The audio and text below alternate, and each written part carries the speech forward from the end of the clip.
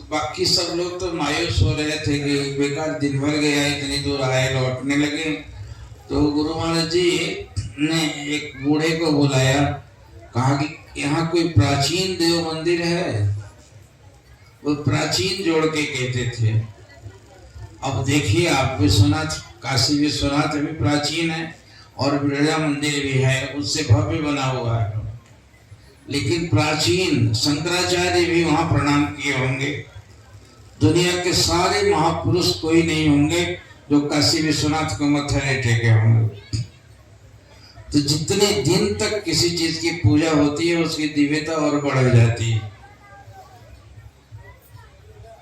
तो इस तरह से महाराज जी भी कहीं जाते थे तो कहते कोई प्राचीन देव मंदिर है?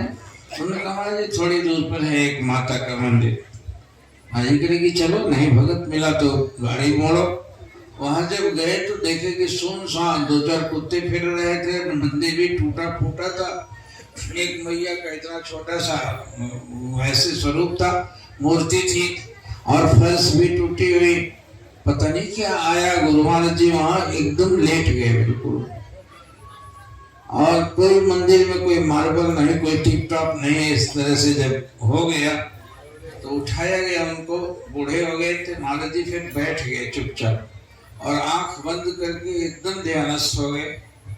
कोई आधा पौन घंटा तक वही ऐसे ही रहे और साथ के महात्मा उधर दूसरी तरफ कर रहे थे, घूम रहे थे। तो मैं चूंकि सेवा में था इसलिए मैं वहीं खड़ा रहा उतनी देर तक। उठेंगे तो मुझे उठाना। तो उठे तो एकदम उनका चेहरा इतना अंतर्मुख था कि जाके गाड़ी में बैठाए और हम लोग चलने लगे। तो देखे कि आंखें मूंदे हुए हैं, चुप, कुछ बोल नहीं रहे हैं। तो एक स्वामी जी थे, जरा बाचाल ज्यादा थे, तो उन्होंने उनका ध्यान तोड़ने के लिए कि लगता है कि भगत नहीं मिला इसलिए महाराज जी उदास हो रहे हैं। तो उन्होंने कहा कि महाराज जी आज का दिन बड़ा बेकार गया। जैसे बेकार गया तो महाराज जी कहते क्यों बेकार गया? इसलिए कि भगत नहीं मिला। मिला होता तो 4 लड्डू खिलाते, 500 रुपए देते, इसलिए बेकार गया। जाकर दुकानदारी क्यों नहीं करता है? लाने थे तेरे को साधु बना हुआ। आज से अच्छा दिन और क्या होगा रे? और माँ का दर्शन हुआ सो एकदम हैरान हो गए हम लोग कि अब माँ का दर्शन तो उनको हुआ, सूक्ष्म जगत के देखने वाले थे। पता नहीं उस भूमि पर कब की मूर्ति थी वो और कितने लोग मत्था टेके होंगे। तो वे एकदम चौंक पड़े। कहे कि माँ का दर्शन हुआ, इससे अच्छा और दिन क्या होगा? न मिले भगत उस अभागा को, मेरा दर्शन नहीं लिखा होगा इसलिए नहीं मिला। अब इतनी सी बातें हैं। ये साधु लोग भी जाते हैं। अभी बेचारे विमलानंद ने आज 2 महीने से दौड़ लगा लगा के इसके मोटरसाइकिल का टायर घिस गया। सबके दरवाजे पर मांगो मांगो मांगो। मैं कहता हूँ तुम भिक्षुक मत जाना भैया। गुरु महाराज जी के वहां इस मंदिर में देव मंदिर की प्रतिष्ठा होने रही है। तुम्हें भी और कुछ पुण्य मिले, कुछ दो, कमाई का लगा देता हूँ। ये नहीं कि मैं भिखारी हूँ, मुझे नहीं जरूरत है तुम्हारे धन की। तुम्हें जरूरत है मुझे देने की, मुझे तुमसे लेने की जरूरत नहीं है। और ये भाव यदि इनके मांगने वालों का है ये तो बड़ा उत्तम भाव है ये। कैसे ये कहती है बच्चे कहीं क्या? हाँ, ये एक महात्मा को किसी ने पैसा चढ़ाया, तो पैसा चढ़ा हुआ तो सहज में पड़ा रहा उन्होंने। तो वो ताकता रहा। कहा कि महाराज मैं आपको बिना मांगे इतना दान दे रहा हूँ तो मुझे धन्यवाद करना चाहिए था, कोई खुशी जाहिर करना चाहिए था, मुझे थैंक्स क्यों नहीं दिया आपने? उन्होंने कहा था कि मैं भी यही ताक रहा था कि तुम क्यों नहीं थैंक्स दे रहे हो। मेरे जैसा वीतराग तपस्वी तुम्हारा धन ले रहा है। तुम्हें मुझे बधाई देनी चाहिए थी कि तेरी कमाई का नसीब में तेरे वो 5 का कितना बड़ा पुण्य तेरे को दे रहा हूँ। मैं तुम्हारा उधर से ले आके यहाँ लगा देता हूँ, ये मेरी मेहरबानी समझो। मैं तुम्हारे घर आके तुम्हारी संपत्ति को लगा देता हूँ और तुम मुझे दे देते हो। मुझे एहसान मत देता हो तुम, मुझे कोई भूखा नहीं मर रहा हूँ कि तेरे उससे काम पर चल जाएगा। या कोई अपने लिए महल बनवा रहा हूँ, मैं भगवान का देव मंदिर बना रहा हूँ जहाँ पूजा होगी। आज नहीं, सैकड़ों साल तक अब हनुमान जी की पूजा करेंगे लोग, इलाके से आके लोग देखेंगे कि कोई बना गया, हम नहीं रहेंगे, मर जाएंगे, ये नहीं रहेंगे, ये नहीं रहेंगे, बनवाने वाले नहीं रहेंगे, लेकिन मंदिर रहेगा और उसकी पूजा होगी। तो कितना बड़ा जैसे पुण्य का एक वृक्ष लगा दिया गया, और आपके इतने इतने इतने इतने पैसों के जोड़ से मैं इन आश्रमों के लिए कहता हूँ कि ये जैसे मधु होता है ना, तो मधु में नुकसान नहीं होता। वो मधुमक्खी जो है फूलों के ऊपर जाके उसके पराग को सक कर लेती है, ऐसा नहीं कि उसको निचोड़ देती है, रस निकालती है, उसको तोड़ डालती है, वो ज्यों का त्यों रहता है, उससे थोड़ा सा उसका फ्रेग्रेंस लेके और अपने तरीके से उसको मधु तैयार कर देती है। और मधु का कितना इम्पोर्टेंस है, वो दैवी गुण है, शरीर के लिए कितना अमृत माना गया है वो, लेकिन कितने हजारों फूलों का पराग है उसमें। तो ये चीज जो आश्रम तैयार होते हैं, आपकी कितनों की श्रद्धा लगी। बेचारे बूढ़े हमारे कई कई भगत है, नाम नहीं याद आता है, सवेरे से झाड़ू दे रहे हैं, सवेरे से ईंट पकड़ा रहे हैं, मिस्त्री हमारा बेचारा 9 बजे रात तक से कटे जा रहा है, उसको कोई अपेक्षा नहीं हमें कितने पैसे देंगे या क्या करेंगे, वो कभी पूछने भी नहीं जाता, मैं उठा के दे देता हूँ। उस पर भाग्य मनाता है अपना, जिसने जिस रूप में चाहा, जिसको भगवान ने जैसा बनाया है उनकी सेवा लगी और उनके सेवा का रूप ये खड़ा हो गया है।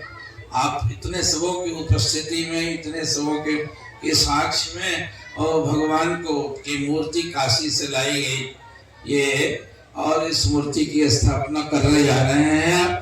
आप बड़े भाग्यवान हैं जिस प्रयास से आपने इसको कराया है। देखो, इसके लिए कोई पहले से संकल्प भी नहीं था। इसी 13 नवंबर को सवेरे सवेरे भंडारा हुआ था यहाँ के, जैसा आप लोग करते थे इसी पर बैठ के, तो बैठे हुए थे, सबकी विदा कर रहे थे, हम भी जाने वाले थे। तब तक एक सज्जन के मुंह से भगवान, वो भी प्रेरित किया भगवान ने, जो सामने बैठे हैं प्रकाश जी, उनके मन में आया कि प्रभु मैं थोड़ा सा सेवा दे देता हूँ, एक मंदिर बना दिया जाए हनुमान जी का। ताली बज गई, हमने कहा बिल्कुल शुरू करो। तो मिस्त्री भी, हमारा सारे लोग भी है कि तुरंत बुनियाद खोदो। वहीं बैठे बैठे खुदने लगा और बढ़ते बढ़ते बढ़ते बढ़ते ये रूप ले रखा है। और आज इसकी स्थापना देख के लोग कह रहे कि बताओ, हमने तो सोचते थे कि वही देवनगढ़ का पुराना मंदिर है, अब ये तो नया ही गढ़ के रख दिया इन्होंने। तो ये स्थान ने कराया, इसमें पुण्य जो हुआ है ना, उस पुण्य से प्रेरित कर दिया किसी के मन में, हमारे तुम्हारे आपके मनों में, और इस तरह से इसकी रचना हो गई। तो ये देव मंदिर एक पुण्य का वृक्ष रोपण कर रहे हैं, और इसमें सबकी सहभागिता है। मैंने नहीं बनाया, उनने नहीं बनाया, इन्होंने नहीं बनाया, ये कोई बनाने वाले हम होते क्या हैं? परमात्मा ने बनवा लिया है आपको खड़ा करके, और ऐसा ही मानना चाहिए। भगवान ने कोई इतना बड़ा देव कार्य करवाना था, यहाँ इस भूमि का पुण्य था, और इसके लिए ऐसा संपन्न हुआ। तो इस कितने उत्साहपूर्ण माहौल में आज सवेरे देख रहे थे, एकदम आदमी माताएं, कितना लंबा प्रोसेशन था, और इस उत्साह के साथ में कि मंदिर की स्थापना हो रही है। वो कलश लेके गए, और हमारे पंडित जी हैरान होते हैं इस भीड़ को देख के। आचार्य जी जो आए हुए हैं आपके बनारस के बड़े विद्वान पंडित हैं, और कल बनारस रांची से बुलवाया गया है, वो भी देख के कितनी पूजाएं कराते हैं, कितनी स्थापनाएं कराते हैं वे, लेकिन ये देख के हैरान होते हैं कि देखो कितने लोगों में उत्साह है। कितना आगरा से, टुंडला से हमारी ये माता लोग, और 25-25 लोग ट्रेन से रिजर्वेशन लेके आए हैं।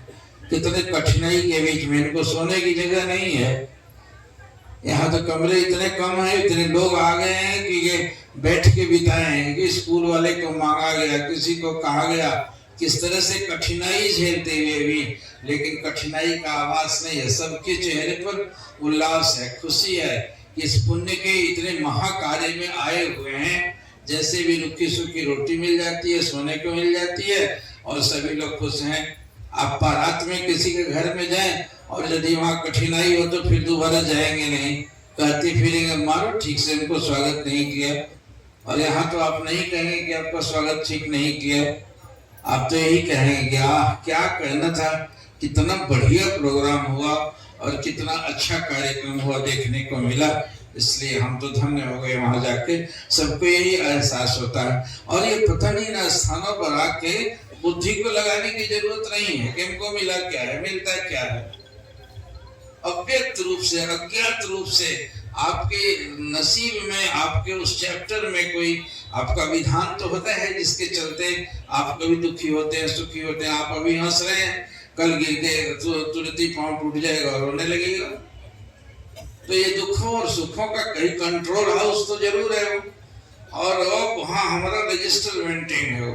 एक एक पल का, एक एक क्षण का मन से, वचन से, कर्म से शुभ कर्म करते हैं या अशुभ करते हैं, कुछ तो करते ही हैं। निष्क्रिय तो हमारा मन भी नहीं रहता है, हरदम कुछ न कुछ कर रहा, शरीर भी नहीं रहता है। तो इस तरीके से जो हुआ है हमारा, उस विधान में एक दिव्यता आ जाएगी, एक पायसनेस आ जाएगा, उस चैप्टर में एक जुड़ जाएगा और आप प्रमुदित होके जाएंगे, हंसते हुए जाएंगे। तो यहाँ आके अज्ञात रूप से आप इत्र बेचने वाले की दुकान पर चले जाओ, इत्र नहीं खरीदी, आप केवल गप मार के आ जाइए आधा घंटा, तो आने के बाद घर जाएंगे तो आपके देह से खुशबू आएगी, कहाँ गए थे, बड़ा सुगंधी आ रही है आपसे। हाँ, तो इत्र वाले के दुकान पर गए थे।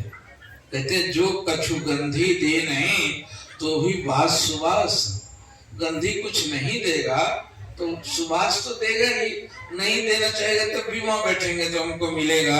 इसलिए ऐसी जगहों पर आए आप तो शुभ ही शुभ मिलना है, शुभ तो कुछ मिलना ही नहीं है। इसलिए इस शुभ के महा उत्सव में, इस महान आयोजन में आपकी उपस्थिति आपके लिए बहुत बहुत प्रियकर हो, सुखकर हो, आनंदप्रद हो।